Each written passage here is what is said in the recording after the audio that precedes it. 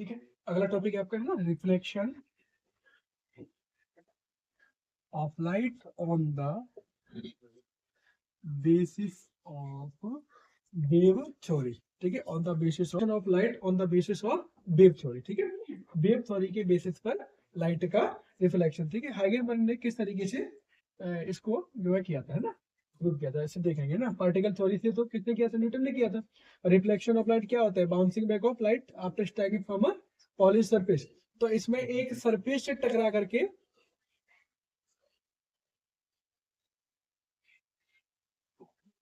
ठीक है, तो रिफ्लेक्शन में क्या होता है, रे ऑफ लाइट एक ही मीडियम में चलती है। ठीक है, देखते हैं रिफ्लेक्शन में रे ऑफ लाइट आपकी एक ही मीडियम चलेगी। ये एक सरफेस मान ली, ठीक है, कैसी है, पॉलिश सरफेस है, प्लेन सरफेस है। ठीक है, ये दो रे ऑफ लाइट है, ये रे ऑफ लाइट, ठीक है, ये ऐसा क्यों है, इनफाइनाइट से कोई रे ऑफ लाइट आ रही है। ठीक है, इनफाइनाइट से कोई रे ऑफ लाइट आ रही है। अब ये दोनों रे ऑफ लाइट, जो पहली रे ऑफ लाइट है, रे ऑफ लाइट 1 है, वो सरफेस से पहले टकरा जाएगी। ठीक है, और दूसरी रे ऑफ लाइट है वो सरफेस से बाद में टकराएगी। तो अब पैरेलल आ रही है, इनफाइनाइट से रे ऑफ लाइट आ रही है, पैरेलल आ रही है। तो पैरेलल रे ऑफ लाइट के लिए वेव फ्रंट होता है वो कैसा बनेगा, प्लेन बनेगा। और वेव फ्रंट हमेशा वेव के कैसे होता है, परपेंडिकुलर, हाइगन बनाया था। तो वेव फ्रंट हमेशा प्लेन उस पे कैसे होगा, परपेंडिकुलर। तो ये मैंने इस पर ये ड्रॉ कर लिया, और ये इसके क्या है, परपेंडिकुलर है। ठीक है, ये पॉइंट मैंने मान ला ए बी। ठीक है, ए बी, है ना, ये मान लिया इसमें से। अब देखिएगा इसमें अब क्या होगा, अब मैं क्या करूंगा इसमें से कि वेव फ्रंट दोनों का, ये ए बी बना, ये सी ए बना, है ना। जे से स्ट्राइक होने के बाद कैसे निकलेगी, पैरेलल निकलेगी। अब ध्यान रखिएगा, ये दोनों यहाँ से बी से ये रे ऑफ लाइट माना, ये यहाँ से डिस्टेंस कवर करेगी सी तक।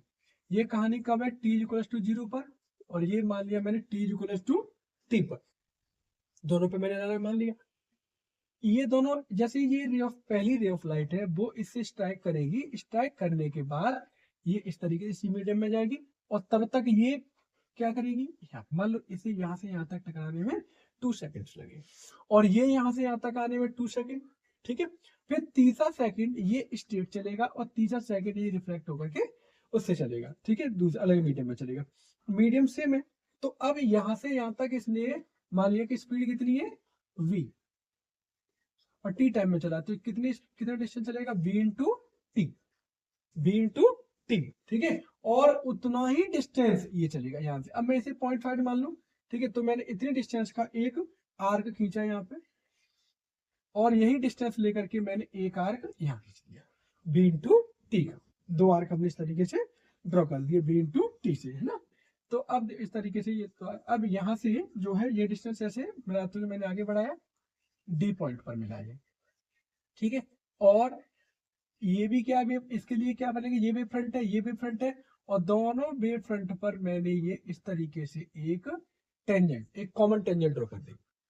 क्या ड्रॉ कर दिया, एक कॉमन टेंजेंट ड्रॉ कर दिया। ठीक है, टेंजेंट यहाँ पे परपेंडिकुलर है, और ये इस यहाँ पे परपेंडिकुलर है पॉइंट सी पर।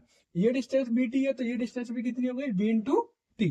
दोनों डिस्टेंस कैसे हो गए, बी इंटू टी। क्यों हो गई बी इंटू टी, यहाँ पर एक ही मीडियम में इन्होंने ट्रेवल किया है, और दोनों ही मीडियम में इनकी स्पीड क्या होती है। ठीक है, स्पीड इक्वल्स टू जो है डिस्टेंस अपॉन टाइम, तो डिस्टेंस क्या हो गई, स्पीड इंटू टी। कितना हो गया, स्पीड इंटू टी। तो बी इंटू टी, और ये भी डिस्टेंस बी इंटू टी। ठीक है, क्योंकि टी टाइम लिया तो उन्होंने चलने में, और सेम मीडियम है, तो हमने इस तरीके से आर्क बना करके उसे विड्रॉ कर लिया। ठीक है, ये वाला था, इसको हम कहेंगे इंसिडेंट वेव फ्रंट।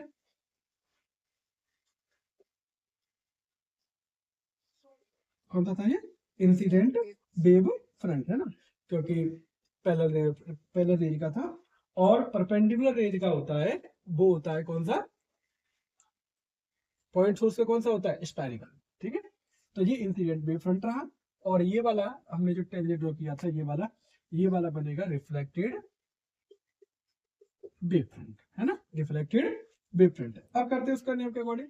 यहाँ पे मैंने एक नॉर्मल ड्रॉ किया, इंसिडेंट रे और नॉर्मल के बीच में ये कौन सी है, इंसिडेंट रेज है दोनों, इंसिडेंट रेज। इंसिडेंट और नॉर्मल के बीच में कौन सा एंगल बनता है, एंगल ऑफ इंसिडेंस, ठीक है। ये पूरा यहाँ से यहाँ तक कितना था, ये 90 का, ये कितना था 90 का, ठीक है। क्योंकि कल जो हाइगेन्स ने क्या बताया था कि जो वेव फ्रंट होता है वो डायरेक्शन ऑफ वेव की कैसा होता है, परपेंडिकुलर है।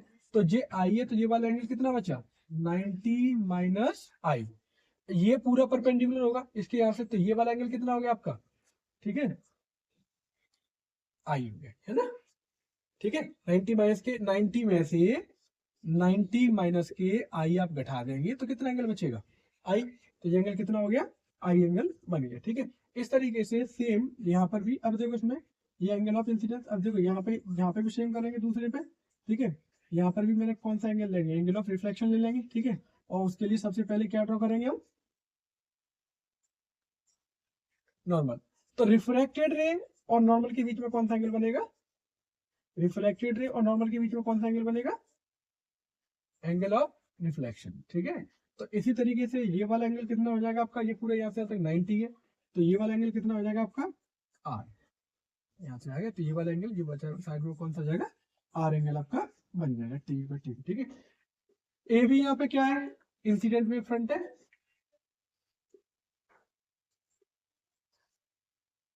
और सी डी क्या था, रिफ्लेक्टेड वेव फ्रंट है,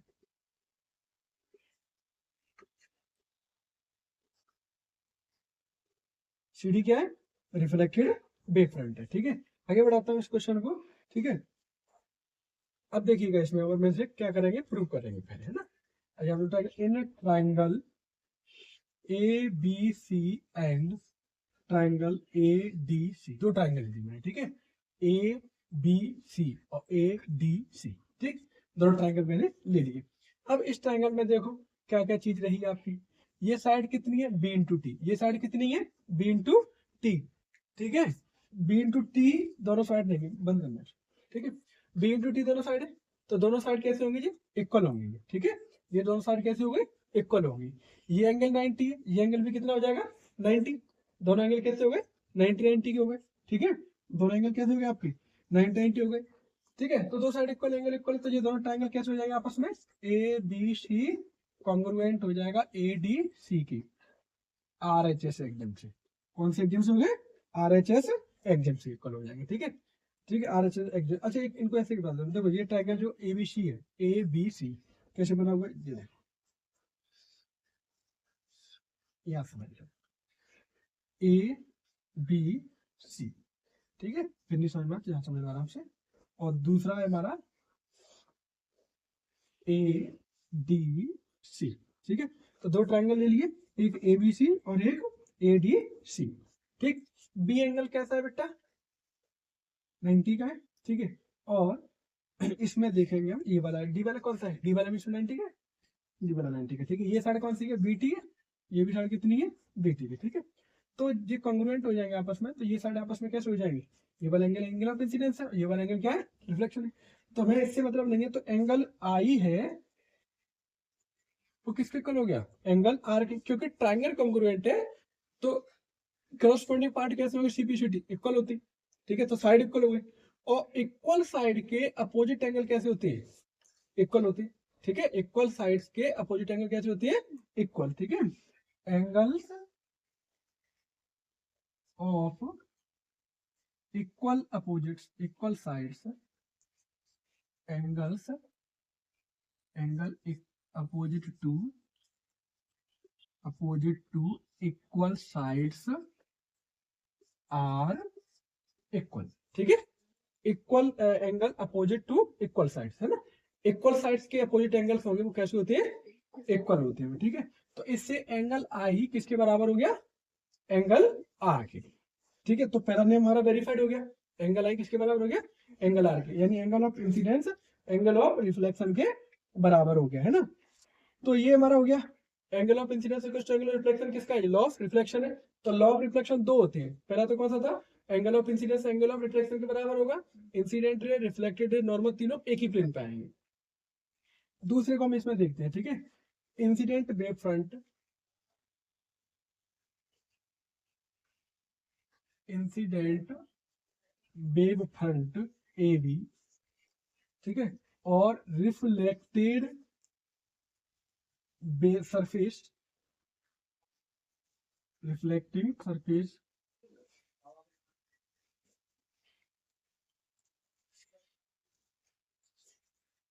AC and reflected wave front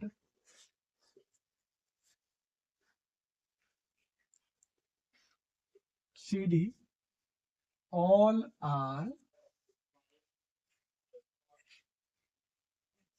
perpendicular to the plane। ये एक प्लेन है, ठीक है, इस पर आप देखोगे ए बी परपेंडिकुलर है, ठीक है, और ये सरफेस है, ये भी परपेंडिकुलर है, ये भी इसके परपेंडिकुलर है, तो ये तीनों आपस में प्लेन के क्या है, परपेंडिकुलर है, ठीक है। अब इसको ऐसे लिख सकता हूं मैं, ठीक है, ये मिटा दो इसे, ये बना लेते हैं, है ना, ठीक है। देख लें यहाँ से एंगल ये वाला होगा बी ए सी वाला आई है, और एंगल बी ए सी वाला कौन सा आई है, और एंगल बी सी डी कौन सा है, एंगल ए सी डी कौन सा आर है, ठीक है, देख लें ऐसे, है ना। अब देखो इसे क्या करना है ना,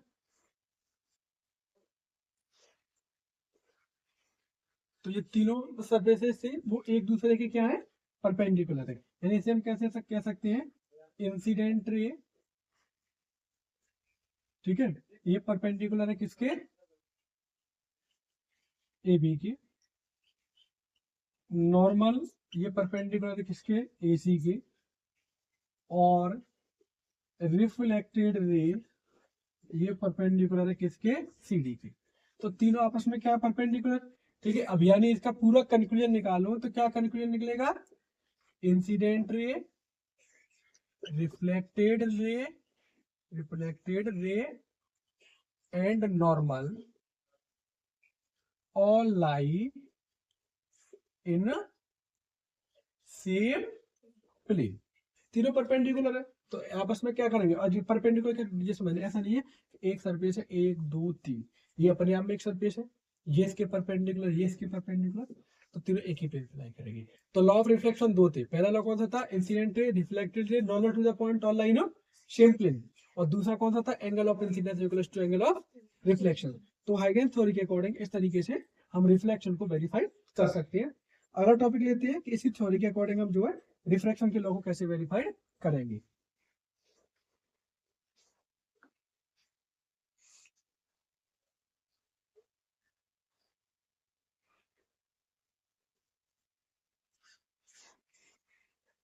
अगला हम लेंगे रिफ्रैक्शन।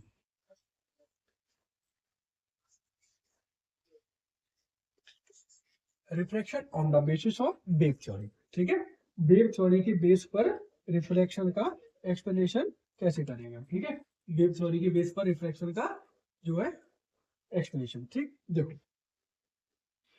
रिफ्लेक्शन में क्या था, एक ही मीडियम था, रिफ्लेक्शन में एक ही मीडियम था, रिफ्रैक्शन में दो मीडियम। रिफ्रैक्शन होता क्या है, जब रे ऑफ लाइट एक मीडियम से दूसरे मीडियम में जाती है तो अपना पाथ चेंज कर लेती है, और पाथ चेंज क्यों कर लेती है, क्योंकि उसकी अलग अलग मीडियम में speed of light he different है ना, डिफरेंट मीडियम, ठीक है, इसलिए कर लेती है। अब देखो इसमें मैंने क्या माना, ये एक मीडियम है, ठीक है, मान लिया मैंने ये रेयर मीडियम है और ये डेंसर मीडियम, इसका रिफ्रैक्ट इंडेक्स μ1 है, इसका रिफ्रैक्ट इंडेक्स μ2 है, इसमें लाइट की स्पीड v1 है और इसमें स्पीड की लाइट की स्पीड v2 है, ठीक है। तो देखो रेयर मीडियम में स्पीड ज्यादा होती है, तो ये आप मान के चलो v1 ग्रेटर देन v2, ठीक। अब देखिए ये दो पैरेलल रे ऑफ लाइट, ठीक, यहां तक चली, कौन सी है ये, इंसिडेंट रे, ठीक है, कौन सी रे, इंसिडेंट रे, ठीक।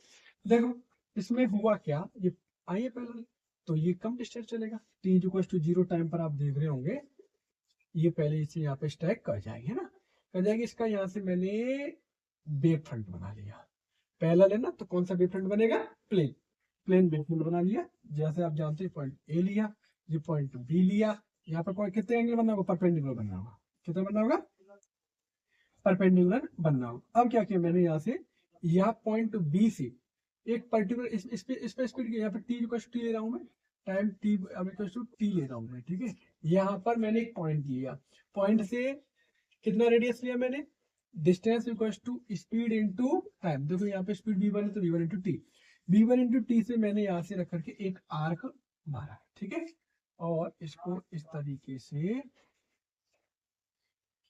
मैच किया, पॉइंट जो है बन गया आपका, ठीक है, डी पॉइंट पर, है ना, ये बना लिया है ना। अच्छा अब क्या किया, अब सेम यहाँ पे, अब देखो पहले रिफ्लेक्शन में क्या था, रिफ्लेक्शन में दोनों एक ही स्पीड से चल रहे थे क्योंकि मीडियम एक ही था, तो हमने जो डिस्टेंस लिया था b1t, दोनों में क्या था b इंटू टी और b इंटू टी डिस्टेंस था दोनों में, ठीक है।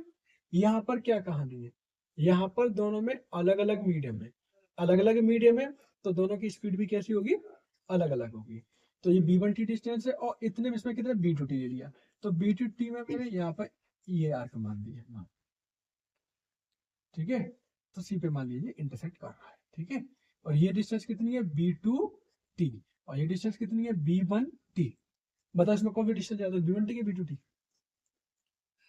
b1t ज्यादा होगी क्योंकि वहां पे स्पीड कौन सा, t तो कॉमन है, 10 इंटू 30 10 इंटू 40 कौन ज्यादा होगा, 10 इंटू 40 ज्यादा होगा, ये डिस्टेंस ज्यादा है, ठीक है, तो इसमें ये डिस्टेंस है जो है अलग अलग हो गया, ठीक है। अब मैंने इसको जो है इन दोनों पे एक टेंजेंट ड्रॉ कर दी, ठीक है, थोड़ा डायग्राम ध्यान दीजिए, ये दोनों पे क्या क्या ड्रॉ कर दिया, टेंजेंट ड्रॉ कर दिया। ये टेंजेंट बताओ क्या कहलाएगा, ये टेंजेंट क्या बनेगा, ये वाला कौन सा होगा, इंसिडेंट वेव फ्रंट, ये वाला टेंजेंट क्या कहलाएगा बताओ, क्या बोलेंगे इस वाले टेंजेंट को, refracted wave front, refracted wave front, ठीक है, ये इंसिडेंट वेव फ्रंट है और ये रिफ्रैक्टेड वेव फ्रंट है, ठीक है, तो दो जो है टेंजेंट बन जाएंगे ये, ठीक है। अब देखिएगा, अब इस पे हम क्या करते हैं, वही परपेंडिकुलर ड्रॉ कर लिया मैंने, ये क्या ये क्या ड्रॉ कर लिया मैंने, परपेंडिकुलर ड्रॉ करिए, ठीक है, ये एंगल ऑफ इंसिडेंस, ठीक, ये कितना है एंगल ऑफ इंसिडेंस, ठीक है, और ये एंगल कितना बचेगा 90 कितना होगा एंगल ये वाला, यहाँ से ये वाला एंगल कितना होगा 90 का होगा, तो ये कितना बच जाएगा 90 माइनस आई, कितना एंगल बन जाएगा ये 90 माइनस के आई, इसको घटाएंगे तो ये कितना बचेगा आई, 90 माइनस के 90 माइनस के कितना बच जाएगा आई बन जाएगा, ठीक है। ऐसे ही इसका ये वाला एंगल है, एंगल ऑफ रिफ्लेक्शन कौन सा होता है, angle of incidence incident ray और नॉर्मल के बीच में बनेगा, और एंगल ऑफ रिफ्लेक्शन रिफ्रैक्टेड रे और नॉर्मल के बीच में बनेगा, ठीक है। तो ये बन गया हमारा कौन सा आर बन गया, ठीक है, तो इसी तरीके से ये वाला कौन सा रहेगा 90 माइनस के आर। अब देखो ट्रायंगल के तीन एंगल का सम कितना होता है 180, ठीक है, तो 90 माइनस के आर प्लस के 90, तो ये कितना बच गया ऑलरेडी आर बच गया, कितना एंगल बन जाएगा ये आर बन जाएगा, ट्रायंगल के तीन एंगल का सम कितना होता है 180, तो वहां से ये कितना एंगल बन गया आर। अब यहाँ पे ए बी है, वो क्या है आपका incident wave front, A B क्या है इंसिडेंट वेव फ्रंट, ठीक है, ठीक है, A B incident wave front है, और आपका जो है इसमें देखो दोनों अलग अलग मीडियम में जा रहा है तो स्पीड अलग होगी, सी डी कौन सा है इसका, ठीक है, ये रिफ्रैक्टेड वेव फ्रंट होगा, ठीक है।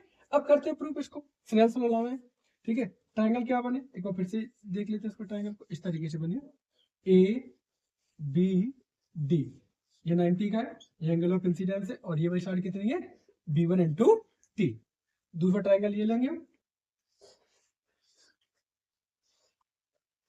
ठीक है, ए सी डी, ठीक, ये वाला एंगल आर मान लिया, ठीक है, जो परपेंडिकुलर है, और ये वाला कितना ले लिया हमने b2 इंटू टी। अब देखो दोनों ट्रायंगल में यहां से मैंने निकाली साइन आई की वैल्यू, साइन थीटा क्या होता है परपेंडिकुलर अपॉन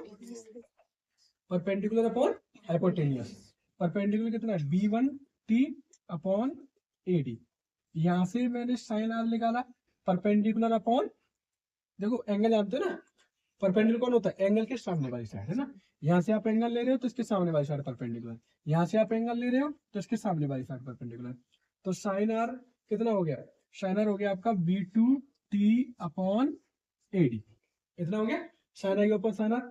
अब मैंने यहाँ पे किया दोनों का divide, sine i upon sine r, ठीक है, इसे इंपॉर्टेंट है, इसे ऊपर लिख लेता हूँ मैं, ठीक है, इसको स्पेस बना करके डायग्राम, ठीक है, देखो तो साइन आई की वैल्यू ये निकल आई और साइन आर की वैल्यू ये निकल आई। अब मैं निकाला sine i upon sine r. Sine i की वैल्यू बेटा B1T अपॉन AD, ठीक है, B1T upon AD, B2T upon AD, AD से AD, T से T कट गया, तो sine i upon sine r is equal to B1 upon B2, और ये B1 अपॉन B2 की वैल्यू क्या रहेगी, कांस्टेंट। B1 अपॉन B2 की वैल्यू क्या रहेगी, कांस्टेंट रहेगी। अच्छा, इसको इस कांस्टेंट में क्या कहते हैं, म्यू। इसी को कांस्टेंट, इसमें क्या वैल्यू बनेगी, μ2 upon μ1। B1 mu refractive index होता है वेलोसिटी के इनवर्सली प्रोपोर्शनल वेरी कर रहा है। यहाँ पे अगर B1 है तो यहाँ पे μ2 हो गया है ना, μ2 अपॉन μ1। इसी को क्या कहते हैं, refractive index of medium bulb with respect to 2, ठीक है, 1μ2 कह सकते हैं, ठीक है। यही क्या होता है आपका स्नेल्स लॉ। क्या होता है ये आपका स्नेल्स लॉ होता है, ठीक है। दूसरा इसमें वेरीफाई करना है, ठीक है। देखो इसमें ए बी थी, इंसिडेंट वेव फ्रंट था, वो परपेंडिकुलर था। देखो ए बी है, इंसिडेंट वेव फ्रंट है, वो भी इसके परपेंडिकुलर है। रिफ्रैक्टेड वेव फ्रंट कौन सा था, CD, वो भी इसके परपेंडिकुलर है, ठीक है। और वेव फ्रंट क्या होता है, डायरेक्शन ऑफ वेव की कैसा होता है, परपेंडिकुलर होता है। तो ये आपस में क्या है, एक दूसरे के परपेंडिकुलर है। परपेंडिकुलर है तो प्लेन कैसे होंगे, एक ही प्लेन पे लाई करेंगे।